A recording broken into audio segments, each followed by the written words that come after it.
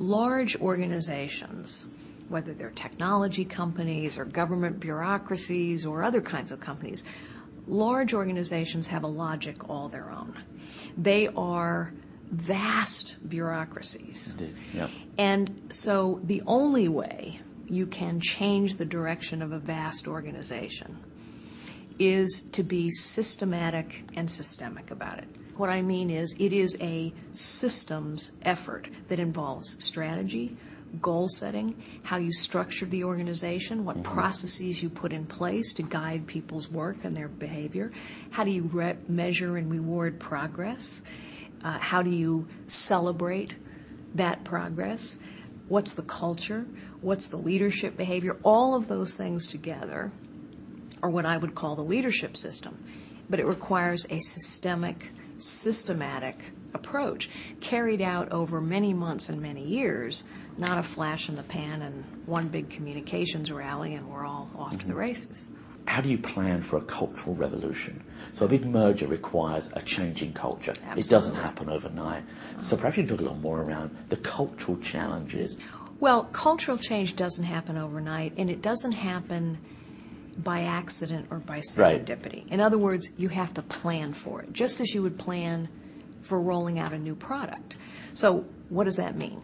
That means you have to have a very clear sense of what you're trying to create, and you have to have a very clear action plan for how you're going to get from where you are to where you want to be. In the case of the Compaq merger, we went through a process called cultural due diligence. You know, you go through technical due diligence, you go through financial due diligence, we went through cultural due diligence. And what that meant was we identified what were the key differences between these two cultures, what were the similarities that we could build upon. Turns out the values people wanted the company to represent were a source of commonality and provided a foundation.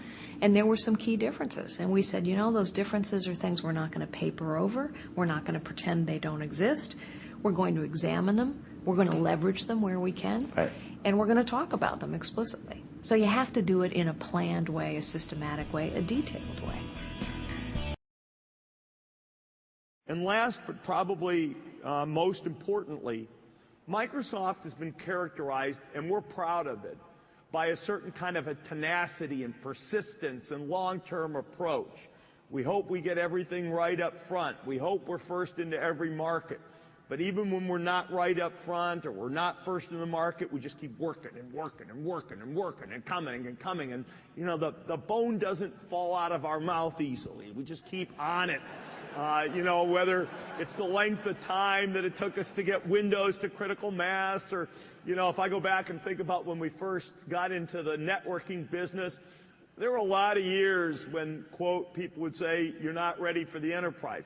That discussion doesn't happen very much because we just kept after it, kept after it, kept after it. You know, search.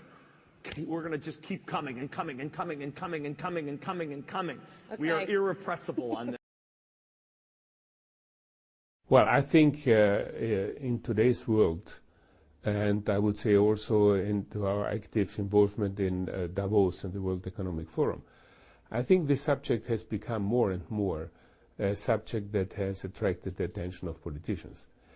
There are some, I would say, more sensible aspect to that. For example, if you really talk about large scale, there is no doubt that biotechnology and green biotechnology will certainly have a role to be playing. Now, we all know that this is something that for the European consumer is not the first priority, to say the least.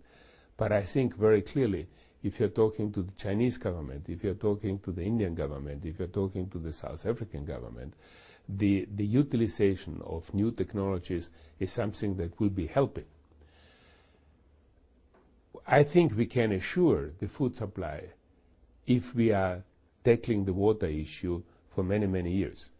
The new factor that is coming in, which complicates life a little bit, is this attractiveness for politicians of the biofuel. Because now we are going to use, and we will need, enormous amount of food crops, which basically is going to be used for substituting of petrol. And depending which crop you're using, but if I take the maize, which is the one that is being used, corn, which is being used in the United States, you need 4,650 liters of water to produce 1 liter of ethanol. And I think if you look at the water scarcity, I think, frankly speaking, that this is not a sustainable proposition. And when you add to that the air pollution of all biofuels is higher than the one of petrol, I think we will still have to go over our books to see whether this is really the long-term solution for us to find fuel for the future. So this aspect is distorting completely the water balance that we can establish. And I think this new factor, we have to see how we can manage that. Today, it's time to begin a third transition. We want to constantly be making the best computers for you and the rest of our users. And so it's time for a third transition, and yes, it's true. We are going to begin the transition from the PowerPC to Intel processors, and we are going to begin it for you now and for our customers next year. Now, why are we going to do this? Right? Didn't we just get through going from OS 9 to OS 10? Isn't the business great right now? Why do we want another transition? Because we want to be making the best computers for our customer looking forward. Now, I stood up here 2 years ago in front of you, and I promised you this. And we haven't been able to deliver that to you yet. I think a lot of you would like a G5 in your PowerBook, and we haven't been able to deliver that to you yet. But these aren't even the most important reasons. The most important reasons are that as we look ahead, though we have great products right now, and we've got some great PowerPC products still yet to come, as we look ahead, we can envision some amazing products we want to build for you. And we don't know how to build them with the future PowerPC roadmap. And that's why we're going to do this. When we look at Intel, they've got great performance, yes.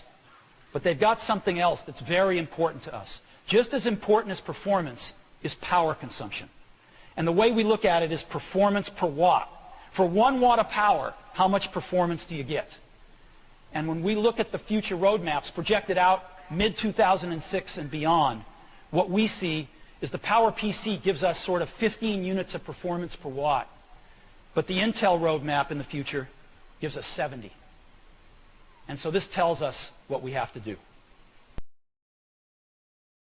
Our generation has inherited an incredibly beautiful world from our parents and they from their parents.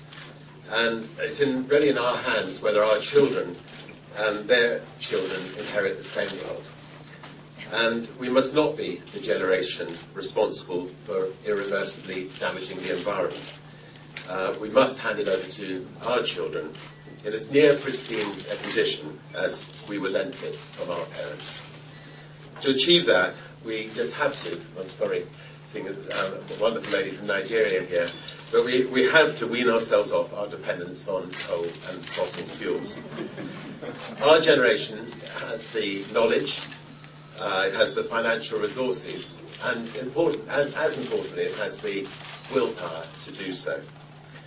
And we're very pleased today to be making a commitment to invest 100% of all future proceeds to the Virgin Group from our transportation interests, both our train businesses and our airline businesses, into tackling global warming for an estimated...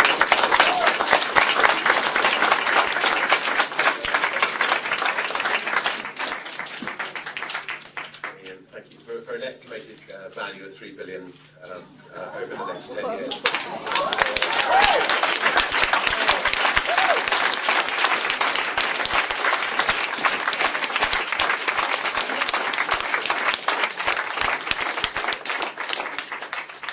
Hopefully this contribution will help in a small way our children experience our beautiful world and encourage others to also do what they can.